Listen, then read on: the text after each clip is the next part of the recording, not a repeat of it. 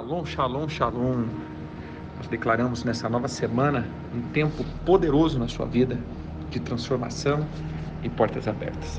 Eu quero começar aqui com vocês uma temporada de palavras por áudio mesmo, concernente aos fins dos tempos.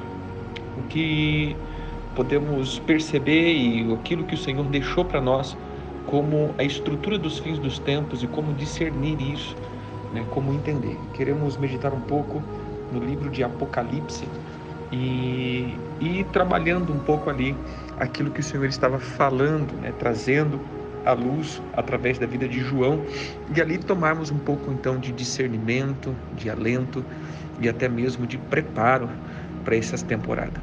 Isso acaba sendo até mesmo um discipulado para que possamos estar sempre acordados para aquilo que o Senhor está fazendo. Apocalipse capítulo 1 começa então com o que nós chamamos da visão de João. Ele diz, capítulo 1, verso 1, revelação de Jesus Cristo que Deus lhe deu para mostrar as coisas aos seus servos, as coisas que em breve devem acontecer, e que ele, enviado por intermédio do seu anjo, notificou ao seu servo João, o qual atestou a palavra de Deus e o testemunho de Jesus Cristo quanto a tudo o que viu. Bem-aventurado aquele que lê e aquele que ouve as palavras da profecia e guardam as coisas nela escritas, pois o tempo está próximo. Então nós começamos a ver aí que João, ele é o receptor dessa mensagem enviada por um anjo, específico, um anjo, que ele diz por intermédio do seu anjo, não dos seus anjos. Mas o interessante é que Apocalipse é a revelação de Jesus Cristo, que Deus lhe deu para mostrar aos seus servos, e esses seus servos inclui a gente também. E olha, há uma bênção: bem-aventurado o que leem, os que ouvem e os que guardam. Veja só, bem-aventurados que leem, bem-aventurados que ouvem e bem-aventurados que guardam essa palavra, porque o tempo está próximo. Veja, querido, se o apóstolo João, um pouquinho depois da morte e ascensão do nosso Senhor Jesus Cristo, já disse que os tempos estavam próximos, imagine agora, estamos realmente à porta. Ele vai para o versículo 4, diz: João, as 7 igrejas que se encontram na Ásia, graça e paz a vós outros, da parte daquele que era, daquele que era e daquele que há de vir, por parte dos 7 espíritos que se acham diante do seu trono, e da parte de Jesus Cristo, a fiel testemunha, o primogênito dos mortos e o soberano dos reis da terra, aquele que nos ama e pelo seu sangue nos libertou dos nossos pecados e nos constituiu reino, sacerdote para o seu Deus e Pai. A ele a glória e o domínio pelo século dos séculos. Amém. E eis que vem com as nuvens, e todo o olho verá, até quantos o transpassaram, e todas as tribos da terra se lamentarão sobre ele. Certamente, amém. Eu sou o Alfa, o Ômega, diz o Senhor Deus, aquele que é, aquele que era e aquele que há de vir, o Todo-Poderoso. Verso 9. Eu, João, irmão vosso e companheiro na tribulação, no reino, na perseverança em Jesus, achei-me na ilha chamada Patmos, por causa da palavra de Deus e do testemunho de Jesus. Veja só, queridos, esse para mim começa um ponto muito interessante. Olha o que ele diz: eu, João, irmão vosso e companheiro na tribulação, no reino e na perseverança em Jesus. Olha o que ele está dizendo. Eu, João, nome, identidade, irmão, companheiro na tribulação, no reino e na perseverança. Às vezes nós não entendemos por que nós não somos usados, Por que nós não estamos sendo alvo das revelações de Jesus. Veja que é a revelação de Jesus dada pelo anjo a João. Entenda isso. Revelação de Jesus enviada por um anjo, entregue a João. Por que nós não estamos sendo alvos dessas revelações dos céus? Por que não estamos sendo alvos dessa missão e visão dos céus dos últimos tempos, das coisas que hão de acontecer? Porque esse começo do verso 9 já está sendo quebrado na nossa vida. Primeiro, nós não somos companheiros, somos isolados, estamos, como estamos brincando, né? Chorando a míngua, né? Choramingando, né? Choramingando. Estamos reclamando. Olha, ele diz, João estava na ilha de Patmos, isolados, depois de ter sido jogado num caldeirão de óleo fervente e não morreu. Não sei como estava o estado desse nosso irmão, mas ele estava na ilha de Patmos, e ele estava ali, sabe por quê? Porque ele era um companheiro, ele estava junto nas tribulações, junto no reino, junto na perseverança.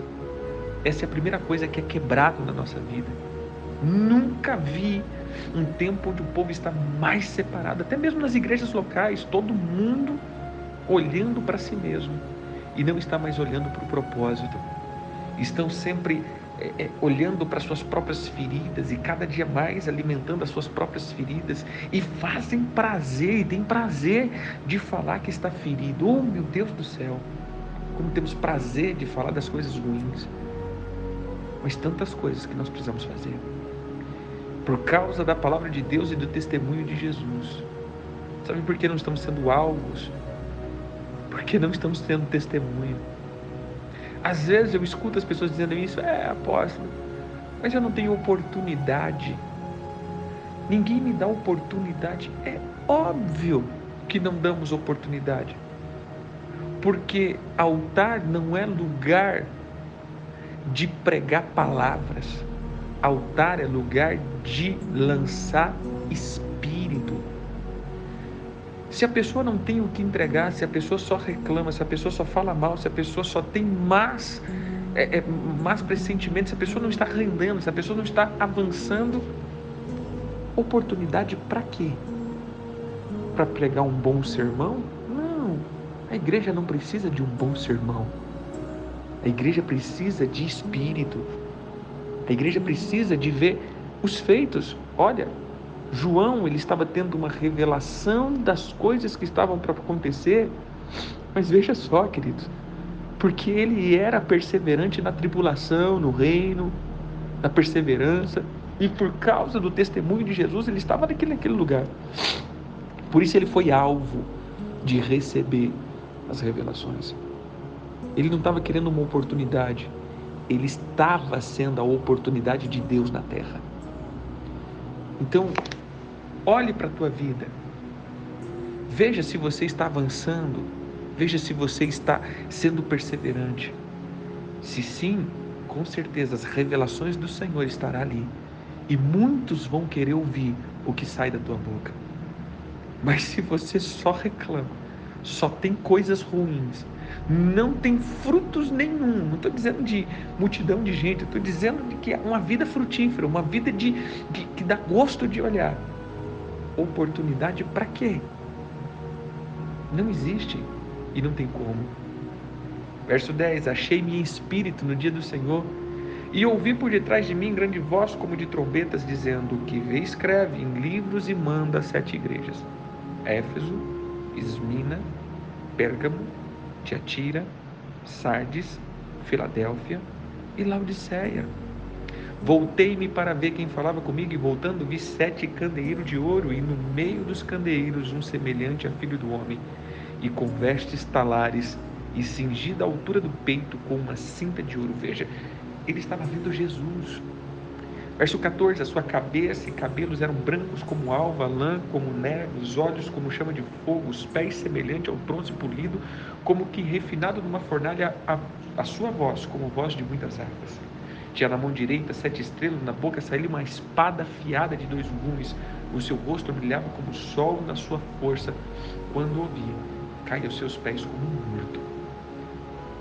Veja só, queridos, mais uma vez eu digo, João tinha a presença de Jesus. Ninguém que não anda com Jesus terá a revelação de Jesus. Eu não tenho como falar quem é uma pessoa se não andar com ela. A primeira coisa para você ter uma mensagem, um espírito, é saber quem é Jesus. Ele descreve Jesus: cabelos, olhos, pés, ferramentas, aquilo que adornava Jesus.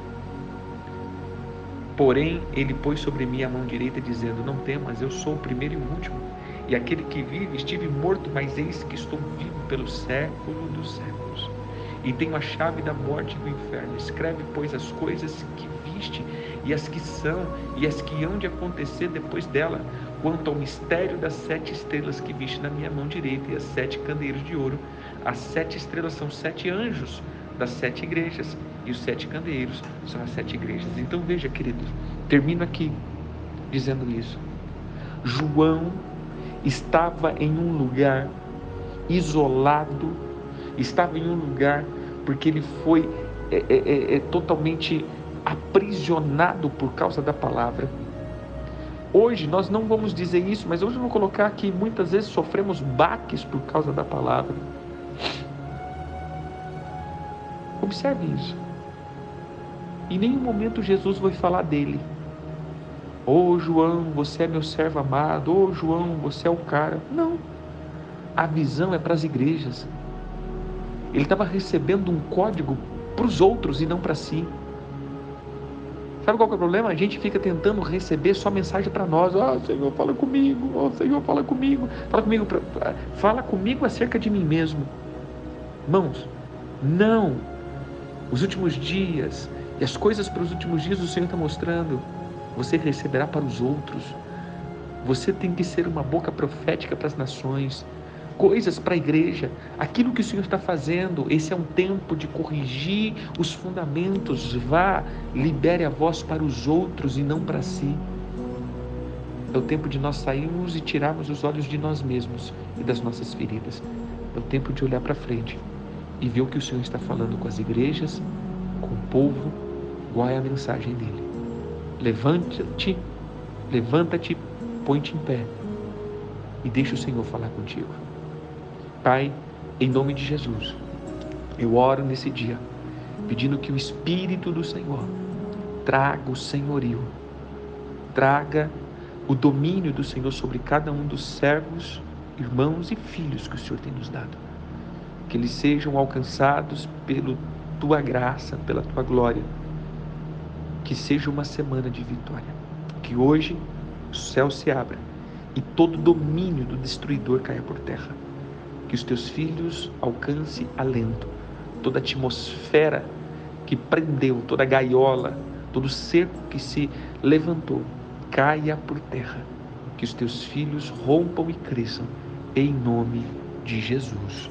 Amém.